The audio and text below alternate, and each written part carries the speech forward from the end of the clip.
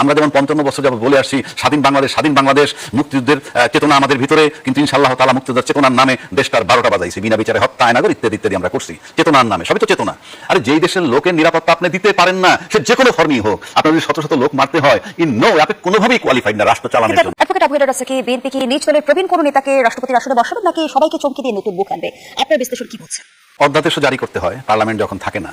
এই যেমন এখনো যদি এই মুহূর্তে কোনো জরুরি আইন করতে হয়, অধ্যাদেশ জারি করতে হলে রাষ্ট্রপতিই করবে, সংসদ আবার না বসে রাখতে হবে, স্বাধীনভাবে করবে না। সেটা তো আরেক চ্যাপ্টার। আর কিন্তু প্রশ্ন হচ্ছে আপনি রাষ্ট্রপতি কাকে বানাবে তার আগে ভাবতে হবে এই রাষ্ট্রপতিকে সরাইলো কেন। এই রাষ্ট্রপতিকে সরাইলো কেন যদি আপনি বুঝতে পারেন, তাইলে বুঝতে পারবেন যে কাকে বানাতে হবে। এই রাষ্ট্রপতিকে কি সরানো হয়েছে নাকি রাষ্ট্রপতি নিজে পদত্যাগ করেছেন? রাষ্ট্রপতি নিজে যদি পদক্ষেপ মানে নিজে সরে যেত, তাইলে দুই বেলায় দুই পদের কথা উনি বলতেন না। যারা তাকে অরিজিনালি নিয়োগ দিয়েছিল তারা তখন বলছেন যে বঙ্গবন্ধু স্বাধীনতার ঘোষক, আবার যখন এই সরকার আসে তখন বলেন জিয়াউর রহমান স্বাধীনতার ঘোষক। এইটা বলতেন না যদি উনি স্বেচ্ছায় যাইতেন। আমার বঙ্গবন্ধু থাকতে হবে, তাতে যাকে যা বললে খুশি হয়, যা বলা দরকার তাই বলবো, কি আসে যায়, এতে আর যাই হোক গ্রহণযোগ্যতা থাকে না। এখন প্রশ্ন হচ্ছে যে আপনি সকালে এক কথা বিকালে এক কথা বললে সাময়িকভাবে আপনাকে অ্যালাউ করতে পারি আমি, কিন্তু আপনার বিশ্বাসযোগ্যতা বা ক্রেডিবিলিটি বলতে যা বুঝায় সেটা থাকে না। এখন বলতে পারেন যে বিএনপি তাকে এই 5 মাস রাখছিল কেন? বিএনপি তাকে রাখছিল অনেকগুলো কারণে। এক নম্বর, আওয়ামী লীগ 16 বছর রাজত্ব করছে। এই 16 বছর রাজত্বের মধ্যে একটা বিরাট বলয় আওয়ামী লীগ তৈরি করছে, সেটা রাজনৈতিক মাঠে, সেটা আপনার আমলাতন্ত্রের মধ্যে, সেটা আপনার মিডিয়ার মধ্যে, সর্বত্র প্রশাসনিক ভিতরে 16 বছর লালন করা থেকে চট করে রাষ্ট্রপতিকে সরাইতে পারে নাই। এবং রাষ্ট্রপতিকে সরানোর জন্য বলছে, তখন বিএনপি বলছে সাংবিধানিক সংকট হবে। আসলে সেটা বলতে তারা বাধ্য হয়েছে পরিস্থিতিগত কারণে। কেননা রাজনীতির আন্দোলনে কেউ সরে না, আলটিমেটলি প্রশাসন যদি সাথে না নামে। অর্থাৎ শেখ হাসিনা যখন চলে গেছে তখন কিন্তু প্রশাসন স্টপ হয়ে গেছে, তাই ফায়ারিংটাকে স্টপ করতে হয়েছে। এই যে করতে হয়েছে ওটাই তার যাওয়ার জন্য কারণ। যেহেতু ওই সময় বলছে সাংবিধানিক সংকট হবে, এটা রাজনৈতিক নেতাদেরকে দিয়ে বলানো হয়েছে। কেননা আর্মি পক্ষে এটা বলা সম্ভব না, আমলারা এটা বলতে পারবে না, কারণ তারা প্রজাতন্ত্রের সার্ভিস দেয়, প্রজাতন্ত্রের সেবা দেয়, সে কারণে বলছে। তাহলে এখন তাকে সরাইলো কেন? কারণ আপনি তপ্ত লোহার উপরে বসছেন। যখন আজকে বিএনপি যখন দায়িত্ব নিছে তখন তপ্ত লোহার উপরে বসছে, এবং সেক্ষেত্রে ওই যে বলয়টা 16 বছরের পুরাতন বলয়, তার থেকে বেরোইতে অনেক সময় লাগছে। এখন সেই বলয় থেকে যখন সিদ্ধান্ত নিতে পারছে আজকের প্রধানমন্ত্রী, যখন 5 মাস হওয়ার পর উনি হয়তো ভাবছেন যে ওনার পায়ের তলার মাটি কিছু শক্ত হয়েছে, এবং যে বলয়ের কথা আমি বলতে সেই বলয়টা কিছু দুর্বল হয়ে আসছে, তখনই তাকে সরতে বলছে। এই কারণে সিক্রেসি অ্যান্ড প্রাইভেসি, কারণ যিনি সকালে এক কথা বিকালে এক কথা বলেন, যেটা আমি আগে বললাম, অন্তত তাকে তার উপর ডিপেন্ড করা যায় না। এবং এই সরকার আমার কাছে মনে হয় নির্বাচনের সময় যে জায়গাটায় ছিল, বা নির্বাচনের ইমিডিয়েট আগে, সেটা নির্বাচনের পর সময়ের ব্যবধানে আমার কাছে মনে হয় যে কোনো একটা অনেক জায়গা থেকে সরে আসছে এই সরকার। সরে আসার কারণে ওই বলয়ের সাথে তার একটা প্রবলেম তৈরি হতে পারে, গ্যাপ তৈরি হয়েছে। তা নাহলে যাকে 5 মাস রাখলাম তাকে এখন সরানোর প্রয়োজন ছিল না। এই যে রাষ্ট্রপতি, যে বলয়ের রাষ্ট্রপতি, আওয়ামী শক্তির রাষ্ট্রপতি, সে কারণে তাকে সরাইতে হইতেছে এখন, যেটা এই সরকার মনে করতেছে, তাই তাকে বলা হয়েছে। এখন যদি আমাকে প্রশ্ন করেন তাহলে কাকে বানানো যায়? এখন বিএনপির ভিতরে বানানোর লোক আছে, আজিজ ভাই বলছে যে তুমি যোগ্য। ইয়েস, আমি তাকে অযোগ্য মনে করি না, কারণ আমরা ইতিমধ্যে দেখেছি এমন অনেক প্রতিভাবান লোক পছন্দ করেছেন বিএনপির টপ নেতারা, একদম সর্বোচ্চ নেতা যিনি, তাকে নিয়ে অনেকজনে অনেক কথা বলে, কিন্তু আমি বলি যে না, এটা হয়তো সঠিক না। কারণ মাননীয় প্রধানমন্ত্রী তার তৃতীয় নয়ন দিয়ে কার প্রতিভা কিভাবে দেখছেন আমরা সেটা জানি না। কাজে ওনার দলের ভিতরে বহু লোক আছে, এমন লোক কেউ নিতে পারেন যারা আমরা নিন্দা করতে পারি, কিন্তু উনি তৃতীয় নয়ন দিয়ে হয়তো দেখবেন যে উনি প্রতিভাবান। আবার উল্টা দিকে আসেন একটা কথা বলি, এটা আমার কনসার্ন, আমি একটা সচেতন লোক হিসাবে, যেই বলয় থেকে উনি বেরিয়ে যাচ্ছেন এবং যে সমস্ত কারণে এই রাষ্ট্রপতিকে সরানো হইল, উনি ওনার দলের ভিতর থেকে এমন কাউকে যাতে না নেন যিনি একই বলয়ের হয়ে যান, কিংবা শাহাবুদ্দিন সাহেবের মানে রিপ্লেসমেন্ট যাতে হুবহু না হয়ে যায়। কেননা কোনো দলই, ওই দল থেকেই বলা হচ্ছে, তার উপদেষ্টারাও বলতেছে অনেক গুপ্ত জামাতও নাকি বিএনপির ভিতরে আছে, সুপ্ত অনেক লোক আছে, গুপ্ত অনেক লোক আছে, তার দলের লোকেরাই বলছে।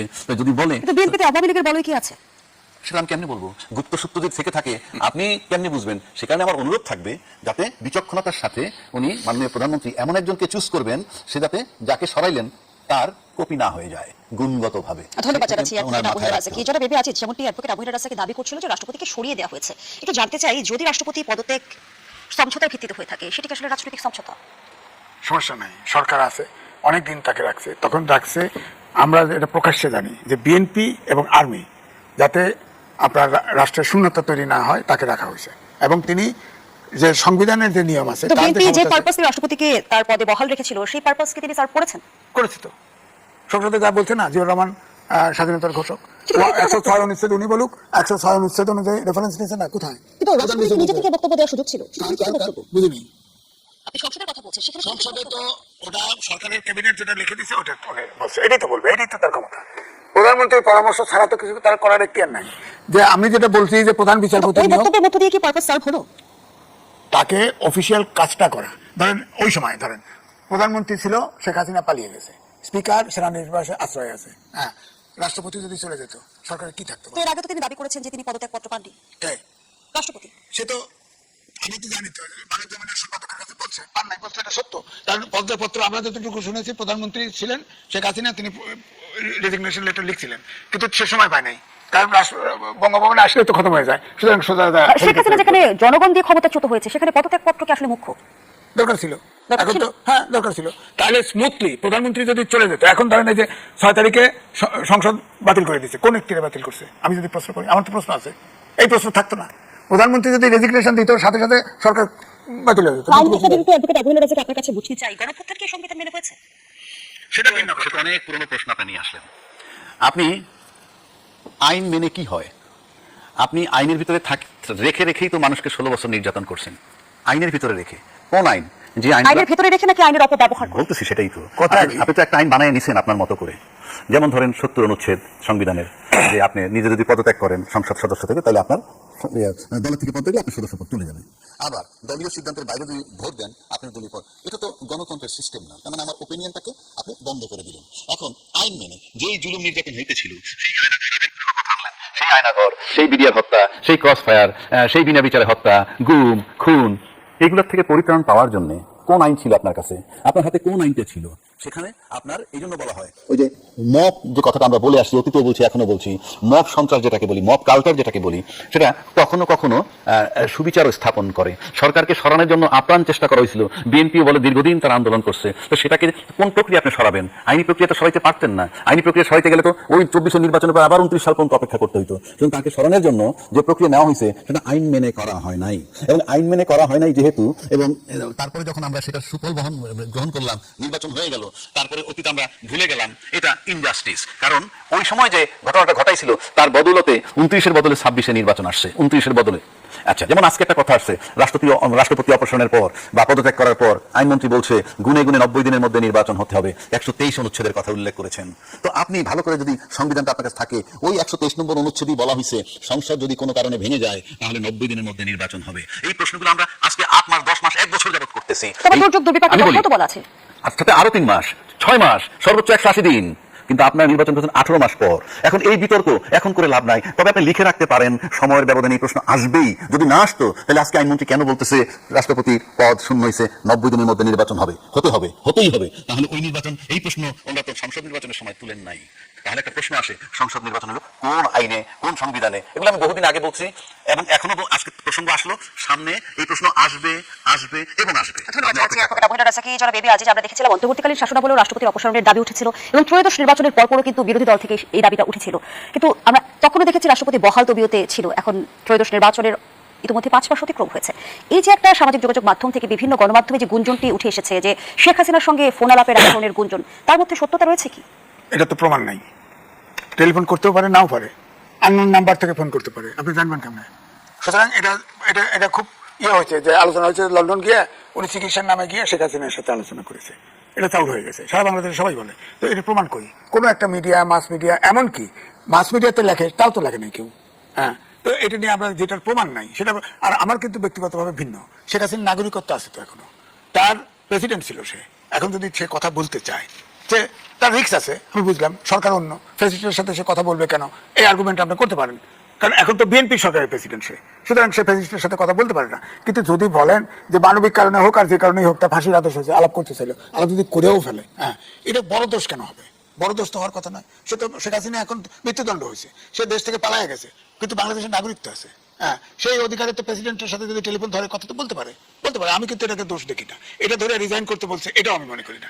কারণ এখন আমি মনে করি সামনে ধরেন আমরা এখন এই সরকার ধরেন এখন যে পরাশক্তিগুলো অ্যাক্টিভ, যেভাবে যুক্তরাষ্ট্র বলেন, চীন বলেন, আমাদের 3 দিক ঘিরে পরাশক্তি যদি ভারত মনেও না করেন, ভারত তো সবসময় সরকারকে নেলদুপ দর্জি, অর্থাৎ কেন্দ্রশাসিত সরকার রাখতে চায়, এরকম আচরণ করে। রাষ্ট্রপতি পদত্যাগের সাথে কোনোভাবে ভূ রাজনীতি কানেক্টেড কিনা? থাকতে পারে। কারণ এখন ধরেন ভারত শেখ হাসিনাকে নিয়ে কি খেলা করতেছে, অনেকগুলো ইন্টারভিউ দিচ্ছে। আপনি তো সংবাদপত্রে থাকেন, বলেন তো দেখি, একটা জায়গায় তার চেহারা দেখছেন, একটা জায়গায় তার ইন্টারভিউ নিচ্ছে কোনো রিপোর্টার দেখছেন? হ্যাঁ, কেউ দেখেন না। তার বোন, তার ছেলে, তার মেয়ে, তার আত্মীয় স্বজন, তারপরে 100-র অধিক 1000 নেতাকর্মী আছে, কোনোদিন কারোর সাথে ছবি দেখেছেন? এটা যে একমাত্র পৃথিবীতে বলা হয় ভারত হচ্ছে অনেক গদি মিডিয়া আছে, গদি মিডিয়া মানে নরেন্দ্র মোদীর মিডিয়া, অনুগত মিডিয়া আছে, যতই বলেন মিডিয়া আছে, সেখানে রয়টার্সে লাস্ট যে তার ইন্টারভিউ অনলাইনে ইন্টারভিউ দিচ্ছে, সেটাতে বলা হয় যে ওটা তো রয়টার্স হলে কি হবে, আপনার ইয়ে আছে না ওই সারা আন্তর্জাতিক গণমাধ্যমগুলো কেন শেখ হাসিনা সরাসরি সাক্ষাৎকার দিচ্ছে না? শেখ হাসিনা তাহলে ভারতে বন্দী অবস্থায় আছে? আমি তো তাই বলে তাকে এমন এরকম ভাবে রাখছে আমি তো জানি না, কিন্তু সে সরাসরি ইন্টারভিউ এটাই তো আমি বলতে চাচ্ছি।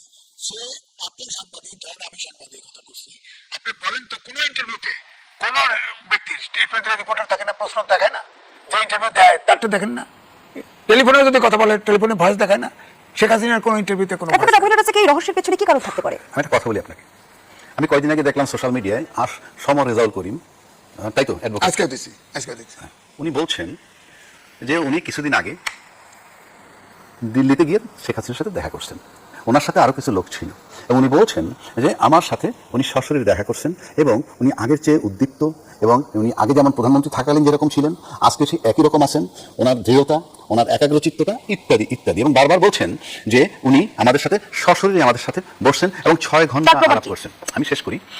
এখন প্রশ্ন হচ্ছে, যখনই আমি সিম্পলি বলবো যে জুয়ের সাথে আজকে আমার সাক্ষাৎ হয়েছে, একটা মিটিং হয়েছে, দ্যাটস অল, কয় ঘন্টা, কি আশয় বিষয়, বুদ্ধিদীপ্ত, দৃঢ়চিত্তের, এত কিছু বলার মানে কি? এত কিছু বলার তো প্রয়োজন নাই। যেমন আমার সাথে জুয়ের টেলিফোনে কথা হয়েছে, অথবা আমার সাথে তার ভিডিওতে কথা হয়েছে, দ্যাটস অল। ভিডিও মানে আপনার সাথে আমার দেখা হয় নাই ফেস টু ফেস, কিন্তু আমি ছবিতে কথা বলছি। টেলিফোনে কথা হবে মানে অডিও কথা হয়েছে, আর ওনার সাথে আমার সাক্ষাৎ হয়েছে মানে উনি সরাসরি আসছেন, তারপরে এত বড় বিবরণ দেওয়ার কোনো মানে নাই, এবং 6 ঘন্টা ব্যাপী। আবার যদি মনে করেন উনি বন্দী থাকেন, তাহলে উনি বন্দী ছিলেন, এত কিছু বলার দরকার নাই তো, যে আমি ভারত সরকারের অনুমতি নিয়ে ওনার সাথে দেখা করেছি, এইটুকু বললেই বোঝা যাবে যে উনি বন্দী। সুতরাং এই যে কথাগুলো বলতেছে, it is doubtful case. Number 1, আমার ব্যক্তিগতভাবে ধারণা ওনার সাথে আদৌ দেখা হয়নি, এবং নাহলে এই বিবরণের কোনো প্রয়োজন নাই। 6 ঘন্টা ব্যাপী কথা হয়েছে, দৃঢ়চেতা, একাগ্রচিত্ততা আগের মতোই আছে, এইসব বলার মানে হচ্ছে আমরা যেমন 55 বছর যাবত বলে আসছি স্বাধীন বাংলাদেশ, মুক্তিযুদ্ধের চেতনা আমাদের ভিতরে, কিন্তু ইনশাআল্লাহ তাআলা মুক্তিযুদ্ধের চেতনার নামে দেশটার 12টা বাজাইছে, বিনা বিচারে হত্যা, আয়নাগর ইত্যাদি ইত্যাদি আমরা করছি চেতনার নামে, সবই তো চেতনা। আরে যেই দেশের লোকের নিরাপত্তা আপনি দিতে পারেন না, সে যে কোনো ফর্মই হোক, আপনার যদি শত শত লোক মারতে হয়, আপনি কোনোভাবেই কোয়ালিফাইড না রাষ্ট্র চালানোর জন্য।